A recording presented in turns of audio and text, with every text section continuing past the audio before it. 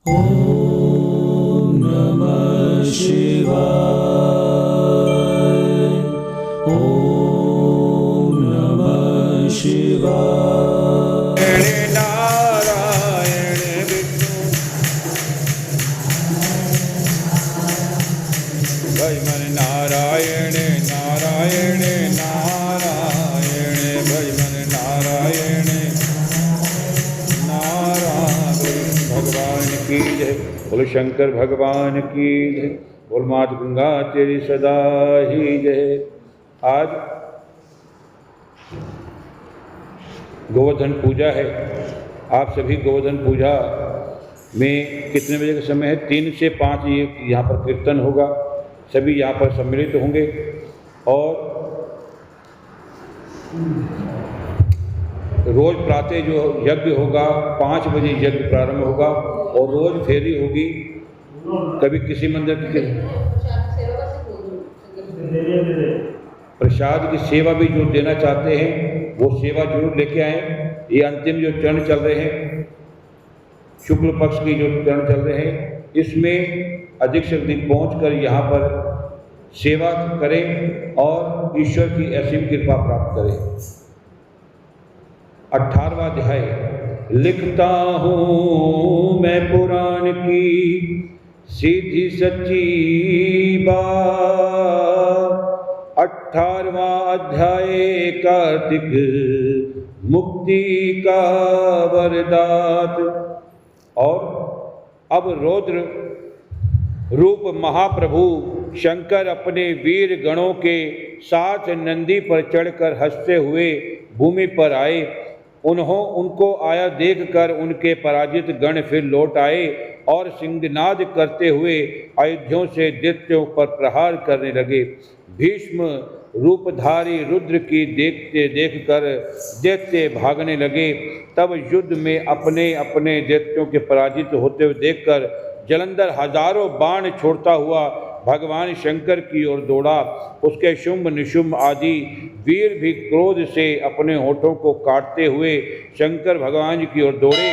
इतने में शंकर जी ने भगवान जलंधर से सब बाण जालों को काट अपने गणों को निर्भय करके अपने बाणों के आंधी से दैत्य को पीड़ित कर दिया। खड़गोरमा नामक दैत्य को अपने फरसे से मार डाला और बलाहक का सिर काट दिया। दशम्बर भी मारा गया। शिवगण चिक्षी प्रचंड नामक दैत्य का सिर काट डाला। किसी को शिवजी के बैल ने मारा। कई अपने बाणों द्वारा मारे गए। यह देखकर जलंधर अपने शुंभ निशुंभ आदि दैत्यों को भी धिक्कारने लगा और भयभीत को धैर्य देने लगा। पर किसी प्रकार भी वह त्रस्त दैत्य दोबारा युद्ध भूमि में जाने को तैयार नहीं हुए। दैत्य सेना ने पलायन शुरू कर दिया। तब महाक्रोध जलंधर शिवजी को अपनी ओर ललकारने लगा। साथ ही उसने 70 बाण मारकर शिवजी को दग्ध कर दिया तथा वह बहुत से बाणों का प्रहार किया। शिवजी उसके बाणों को काटते रहे, यहाँ तक कि उन्होंने जलंधर की ध्वजा क्षेत्र में धनुष को भी काट दिया। फिर 7 बाण मारकर उसके शरीर से आघात पहुँचाया।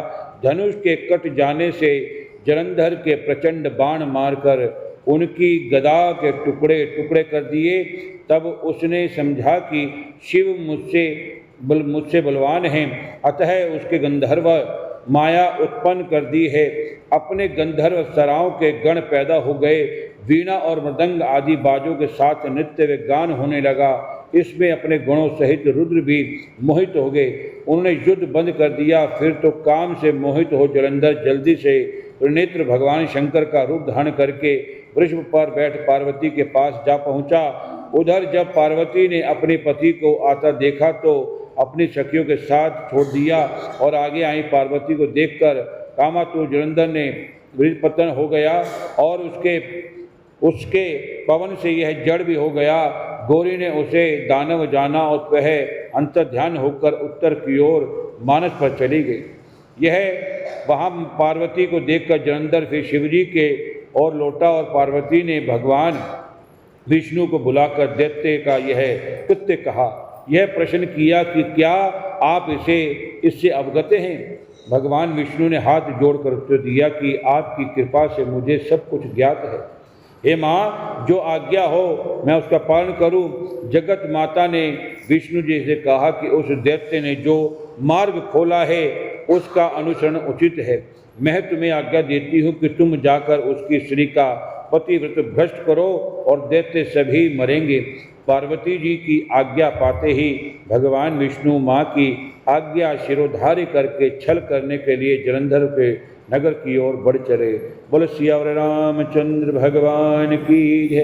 भज मन नारायण नारायण नारायण, विष्णु नारायण नारायण नारायण, लक्ष्मी नारायण नारायण नारायण, भज मन नारायण नारायण नारायण। बोल विष्णु भगवान की जय।